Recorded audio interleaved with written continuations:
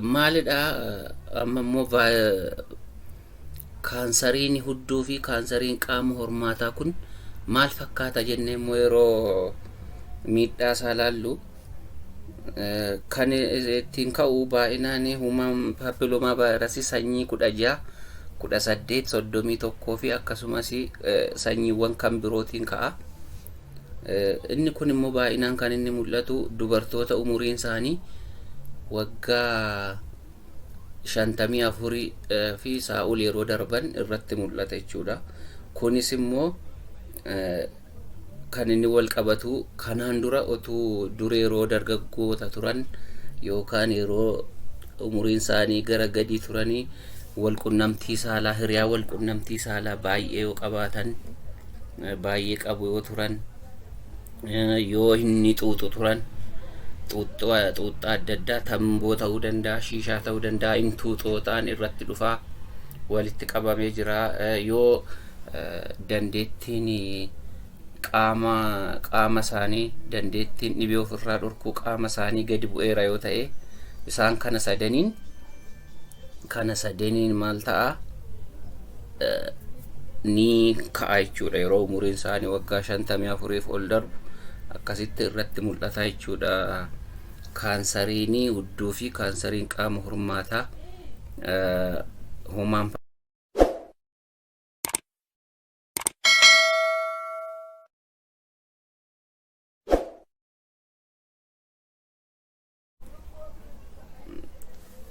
maal goona jechuudha. Ammoo yoo madaan kun nutti bahee maal goona jennee yeroo laallu maal goona madaan kun yeroo nutti bahu takka madaan kun namarratti baheeti tasa yaalii malee ofii isaanii fayya jechuudha. Tasuma namarraa badaa jechuudha yaalii tokko malbee. Takka immoo madaan kun bara baay'ee turuu danda'a namarra. Bara baay'ee namarra tura. Takka immoo tokko immoo yaala baay'ee qaba.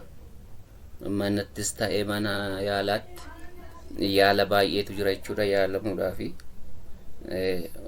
Warri yaala barbaadan madaan kun warri yaala barbaadan kun gara ji'a 8 xumuru jechuudha. Gara ji'a 8 fixu jechuudha yaalamanii namarraa baduudhaafi.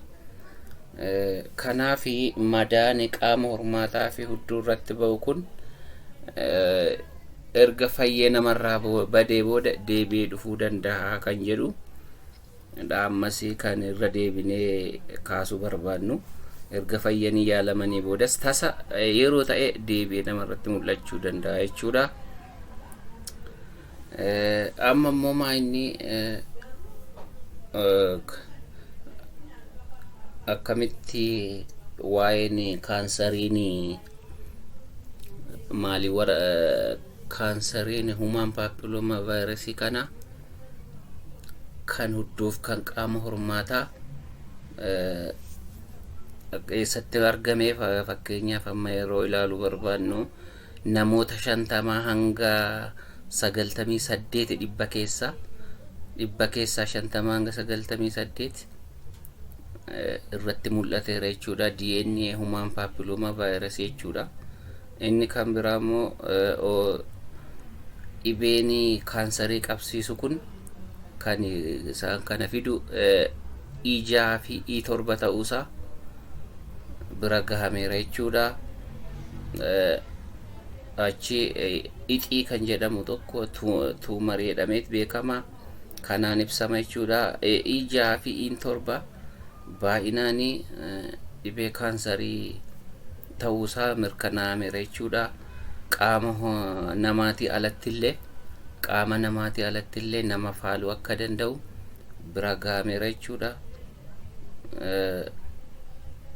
Baay'inaan qorannoon biraan akka qorannoo baay'een mirkaneessanitti kanadha jechuudha.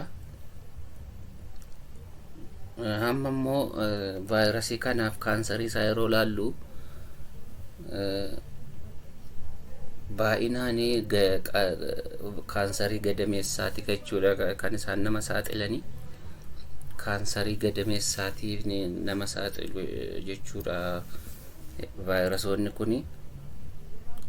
Isaan itti dabalaanis immoo kaansarii qaama hormaataa dhiiraa, kaansarii hudduu fi kaansarii qaama hormaataa walumaa gala fiduudhaan kanaaf jechuudha vaayirasii kana kan beekuu barbaachisu jechuudha. Dubartoota keessatti vaayirasii kanarraan kan ka'e seelonni kaansarii kanatti geessan qorannoo paappiteestii jedhamuun karra gadameessaarraa fuudhame ilaalamuun ni danda'ama jechuudha. Ilaalamuun ni danda'ama. Kanaaf dubartoonni akkasitti dhaqanii of ilaaluu danda'u jechuudha. Dhibeen kaansarii gadameessaa kanatti isaan saaxilu vaayirasii kanarraan kan ka'e deemanii qoratamuu danda'u jechuudha paappiteestiidhaan. Akkasumas immoo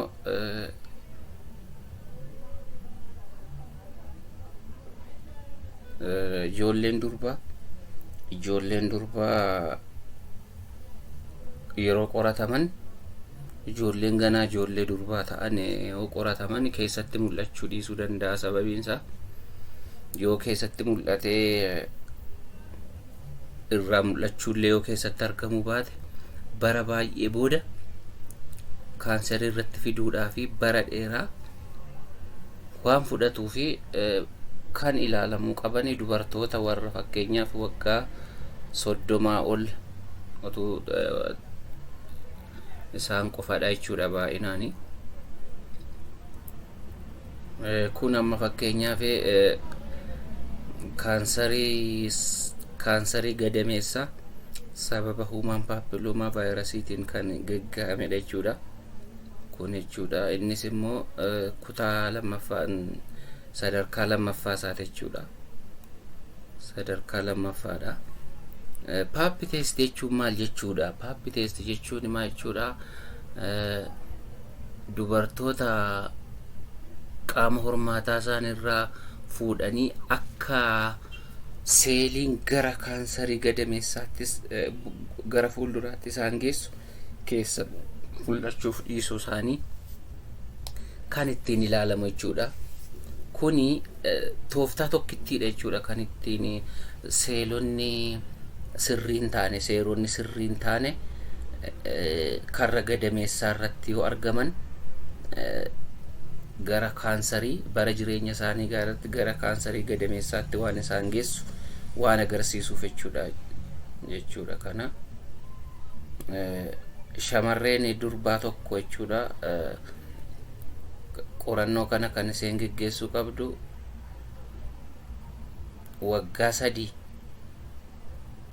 3tti walqunnamtii saalaa jalqabde waggaa 3 keessatti ilaalamuu qabdi jechuudha qorannoo kana.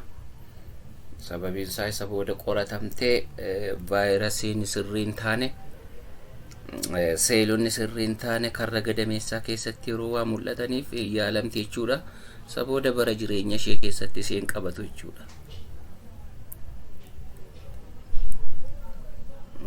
Huumaan paappilooma vaayirasii kana ofirraa dhorkuu hin dandeenya?